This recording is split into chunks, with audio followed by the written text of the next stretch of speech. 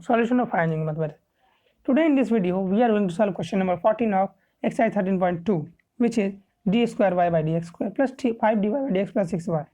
देखो यहाँ पर हमें सॉल्व करना है D square Y by D X square plus 5dy by dx plus 6y equal to e to the power minus 2x sin x। यहाँ पर हमें क्या ध्यान देना है, इस पार्ट पर ध्यान देना।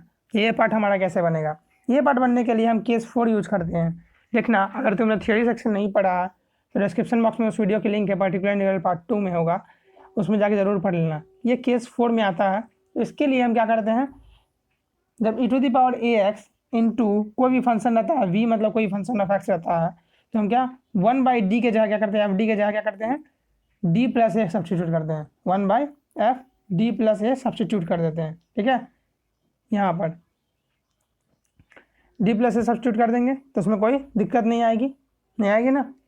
यही उससे हमारा क्या आंसर आसानी से बन जाएगा। तो चलो यहाँ हम देखते हैं कि कम्प्लीमेंट्री फंक्शन कैसे निकालेंगे। तो कम्प्लीमेंट्री फंक्शन पर निकालने के लिए पहले डी, सबसे पहले ऑपरेटर डी के फॉर्म में लिखना है। ऑपरेटर डी के फॉर्म में पहले लिख लिए ना, इक्वल टू जो दिया हुआ उसको मान लेते हैं कैपिटल एक्स मान लेते हैं।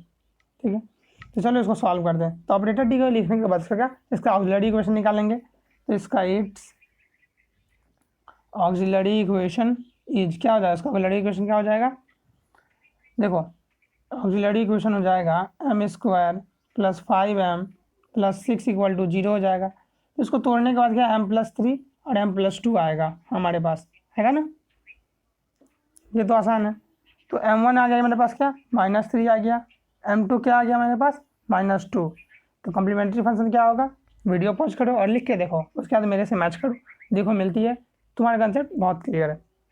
पॉज करो, आप लोगों ने पॉज कर लिया होगा और सॉल्व भी कर लिया होगा। चलो देखो आंसर, क्या यही था आपका आंसर? अगर ये है तो बहुत सही है, तो आपका कॉन्सेप्ट क्या है, बहुत ज़्यादा क्लियर है। ठीक है, तो ये हमारा क्या आ गया कम्प्लीमेंट्री फंक्शन का आंसर। चलो अब देखते हैं इसका सॉल्यूशन कैसे किया गया होगा।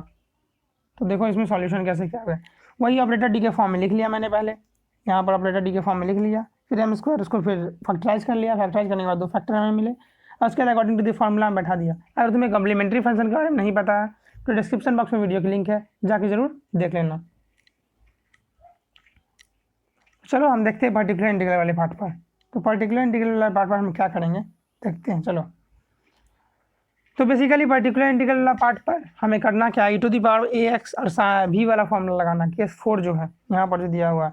तो उसमें हम करते क्या है, बेसिकली देखो e to the power ax into v जो रहता है, अगर given equation 1 by F D में रहता है और e टू द पावर की जो वैल्यू a रहती है, कोफिशिएंट ऑफ x में रहता है, उसको क्या करेंगे सब्सटीट्यूट कर देंगे d प्लस a से। ठीक है, इससे हमारा क्या इजीली सॉल्व हो जाएगा।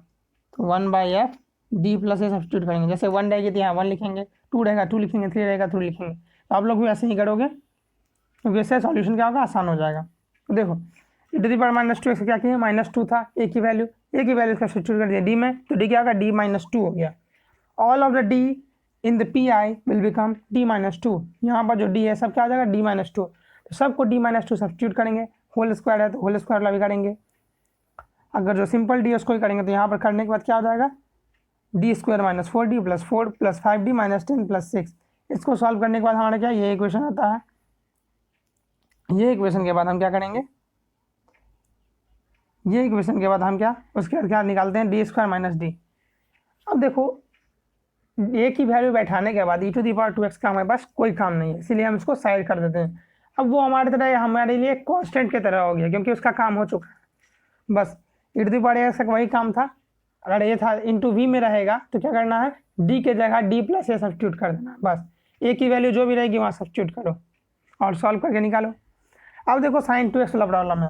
According to the formula sine X plus B में हम लोग क्या करते थे, एक्स प्लस बी में करते थे ए इक्वल टू क्या करते थे, sorry D square equal to क्या करते थे माइनस से इसको सब्सटीट्यूट करते थे, ये करते थे ना। यहाँ ए स्क्वायर का ए क्या है 2 है, तो डी स्क्वायर क्या आ जाएगा 4। तो सब्सटीट्यूशन के बाद हम देखते हैं कि यहाँ क्या होता है। सब्सटीट्यूशन के बाद देखे थे कि यहाँ -4 प्लस डी हो जाता है। ठीक है, d-4 होगा। अब हमारे पास कोई मेथड तो नहीं है कि इसको सॉल्व करें, लेकिन 1 बाई हम जानते हैं कि 1 बाई डी क्या आता है इंटीग्रेशन ऑफ dx, लेकिन यहाँ क्या 1 बाई डी तो नहीं है। तो 1/d नहीं है तो यहाँ क्या रैशनलाइज करना पड़ेगा। तो रैशनलाइज करने के बाद क्या आता है e⁻² d + 4/d² 16 × sin 2x।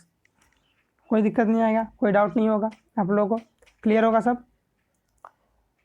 ये सॉल्व करने के बाद देखो अब हम फिर से d की वैल्यू d² की वैल्यू बैठा देंगे और देख लेंगे जो हमारा होगा, ठीक है। और हम क्या sin 2x को मल्टीप्लाई कर देंगे d + 4 में, sin 2x को d + 4 में मल्टीप्लाई करेंगे तो d sin 2x आएगा। तो d sin 2x का मतलब d/dx ऑफ sin 2x। इसका मतलब होता है क्या cos 2x, फिर 2x का डिफ्रेंशिएशन क्या होता है 2, क्या 2 cos 2x निकल गया, ये जो निकला हमारा 4 sin 2x जो निकला था। अब 1/20 हमारा क्या कंप्यूट करने के बाद इस इक्वेशन में से हम 2 कॉमन लेंगे, 2 कॉमन लेने के बाद 1/10 आ जाएगा। तो आंसर क्या आएगा e⁻²x / -10 cos 2x + 2 sin x। यही हो गया हमारा क्या पर्टिकुलर इंटीग्रल का आंसर। आगे चलते देखते हैं कंप्लीट सॉल्यूशन क्या हो जाएगा। यहाँ पर देखो कम्प्लीमेंट्री फंक्शन पहले से दिया हुआ है, देखो यहाँ पर 2 पहले लिखा हुआ है, 2 आप पहले भी लिख सकते हो, 2 बाद में लिख सकते हो, कोई दिक्कत नहीं है। m1 m2 किसी को भी मान सकते हो, आगे पीछे कोई दिक्कत नहीं आएगी, सिर्फ तुम्हारा रूट क्या होना चाहिए आप लोगों का सही निकलना चाहिए। तो देखो हमारा क्या हो जाएगा आंसर +- e⁻²x/10 और क्या हो जाएगा cos 2x + 2 sin 2x। यही हो गया हमारा पूरा आंसर।